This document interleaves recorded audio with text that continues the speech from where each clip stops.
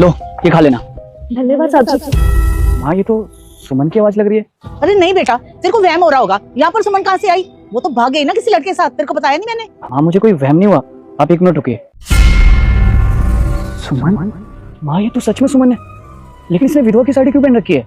अरे नहीं बेटा, वो सुमन नहीं हो सकती। उसके प्यार में अंधा हो गया ना, तेरे को हर जगह सुमन ही सुमन दिखाई देती है। अरे माँ आप चुप रहिए, आप पहले चलिए उससे पूछते हैं कि उसकी हालत ऐसे कैसे हुई। नहीं मैं नहीं चलूंगी, और तू भी मत जा। चल मेरे साथ मंदिर। ठीक है आप मत जाइए, मैं खुद ही पूछ लेता हूँ कि आखिर बात क्या है। सुनिए जी मैं जान सकता हूँ कि आप यहाँ पे क्यों लेटी हुई हैं? आपका कोई घर नहीं है क्या?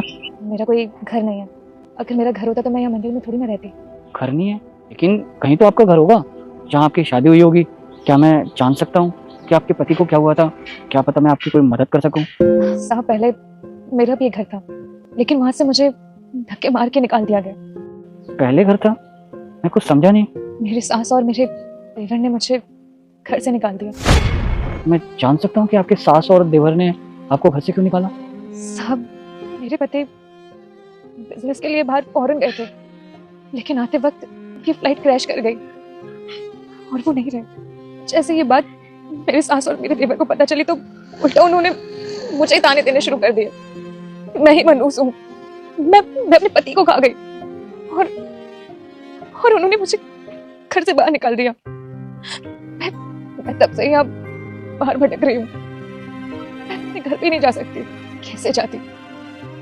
हमने भाग के जो शादी की थी, और वैसे भी जब पत्नी के ऊपर से पति का साया उठ जाता है ना, तो दुनिया में सब मुंह फेर लेते हैं। आज इसलिए मैं यहाँ भटक रही हूँ। तुम्हें जितना परेशान होना था परेशान हो चुकी हो। अब तुम्हें और परेशान होने की जरूरत नहीं है, क्योंकि तुम्हारा पति जिंदा है।